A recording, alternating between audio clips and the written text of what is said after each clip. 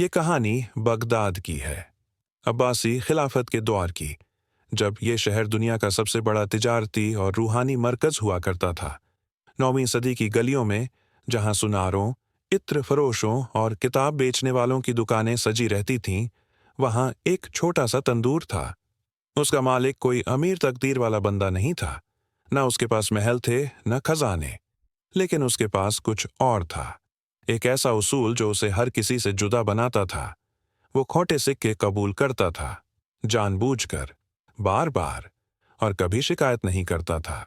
लोग कहते थे वो पागल है, कुछ कहते थे वो कमजोर है, लेकिन जो उसे करीब से जानते थे वो जानते थे कि वो कुछ और ही समझता था, कुछ ऐसा जो सिक्कों से बड़ा था। ये कहानी उसी इंसान की है, एक नानबाई की, जिसने जिंदगी भर धोखा खाया लेकिन कभी नफरत नहीं की, जिसने हर खोटे सिक्के को दुआ में बदल दिया, और जिसकी मौत के बाद पूरे शहर ने जाना कि असल दौलत किसे कहते हैं। नानबाई का नाम इतिहास में दर्ज नहीं है, लेकिन उसका तंदूर मशहूर था।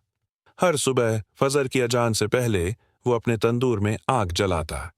लकड़ियों की खुशबू, आटे की महक और उसकी जबान पर अल्लाह का जिक्र, ये तीनों चीजें मिलकर एक ऐसा माहौल बनाती थीं कि लोग सिर्फ नान के लिए नहीं बल्कि सुकून के लिए आते थे।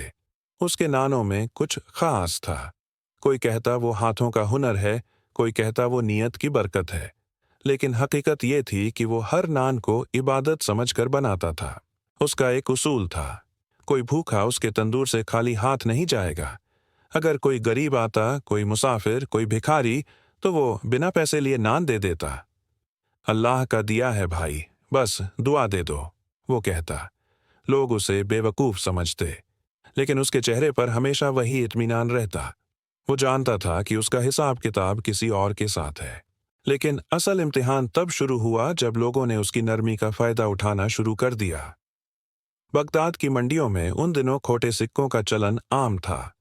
असली चांदी की जगह मिलावटी धातु से बने सिक्के, जो देखने में तो असली लगते, लेकिन उनकी कीमत कुछ नहीं होती थी। बेईमान तज्जर ये सिक्के साधारण दुकानदारों को पकड़ा देते, और वो बेचारे बाद में पता चलने पर हाथ मलते रह जाते। नानबाई भी इन धोखों का शिकार होने लगा। कोई नान खरीदता और खोटा सिक्का रख के चला जाता। पहली बार जब ऐसा हुआ तो उसके शागिर्द ने देखा। उस्ताद जी, ये सिक्का नकली है, उसने चिल्लाकर कहा। नानबाई ने सिक्का हाथ में लिया, गौर से देखा और फिर संदूक में डाल दिया।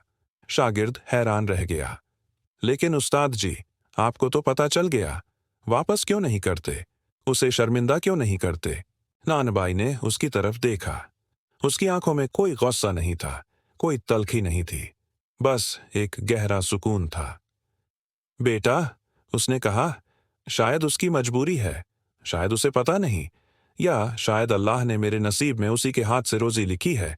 मैं बंदों से हिसाब नहीं करता, मेरा लेन देन अल्लाह के साथ है। शागिर्द खामोश हो गया, लेकिन दिल में सवाल उठा, क्या ये सच में नेकी है या फिर कमजोरी? दिन गुजरते गए और ये सिलसिला जारी रहा। हफ्ते में 3-4 बार कोई न कोई खोटा सिक्का पकड़ा जाता, कभी जानबूझकर, कभी अनजाने में, लेकिन नानबाई का रवैया कभी नहीं बदला।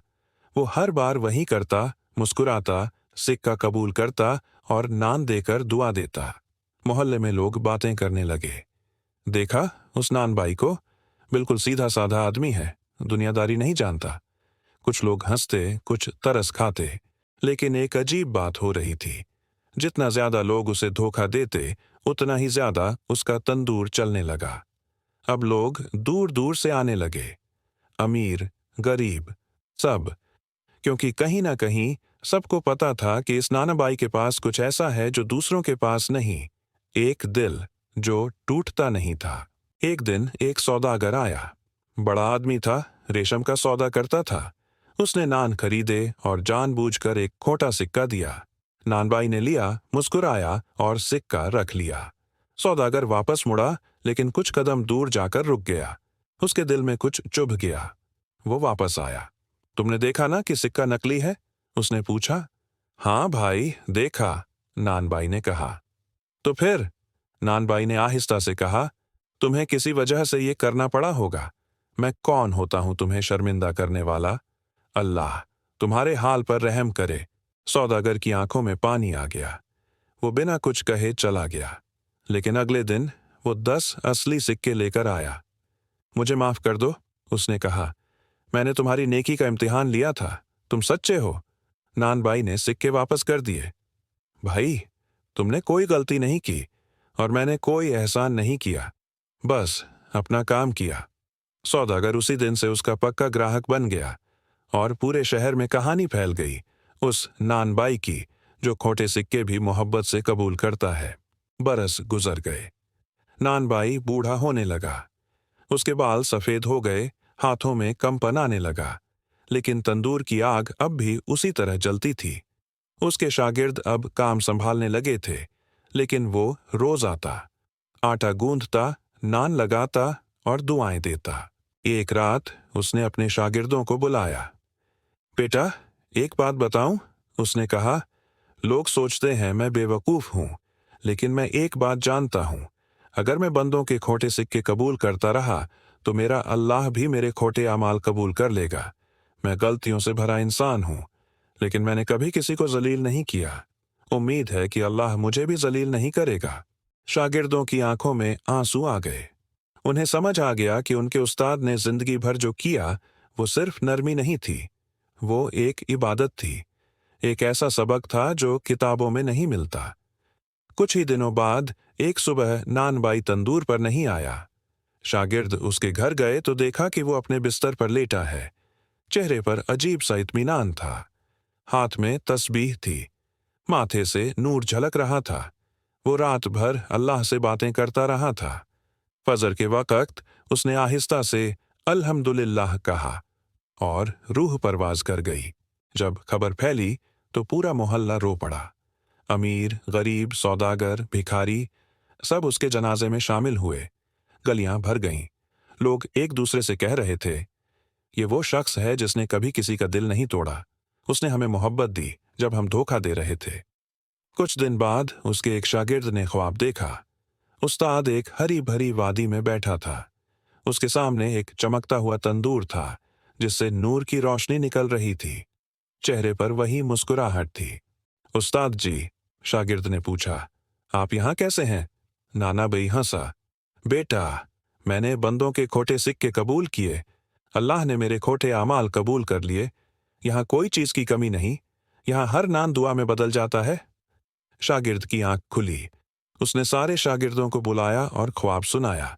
उस दिन से वो तंदूर फिर से जलने लगा, लेकिन अब हर नान के साथ एक दुआ भी पकती थी, ऐ अल्लाह, हमारे खोटे अमाल भी कबूल फरमा जैसे तूने उसके किए थे। आज भी बगदाद की पुरानी गलियों में जब तंदूर जलता है तो बूढ़े लोग उस नानबाई की कहानी सुनाते हैं। वो कहते हैं, असली दौलत सिक्कों में नहीं, नीयत में होती है, और जो बंदों को माफ करता है अल्लाह उसे अपनी रहमत में लपेट लेता है। वो नानबाई कभी अमीर नहीं बना। उसके पास ना महल थे ना खजाने, लेकिन उसके पास कुछ और था। एक ऐसा दिल जो टूटा नहीं, एक ऐसा यकीन जो हिला नहीं, और एक ऐसी मोहब्बत जो मरी नहीं। आज जब दुनिया धोखे, नफरत और बदले की भाषा बोलती है तो उस नानबाई की मुस्कुराहट याद आती है। वो खोटे सिक्के लेकर भी खुश था, क्योंकि उसे पता था असली सिक्का दिल का होता है और वो कभी खोटा नहीं होता।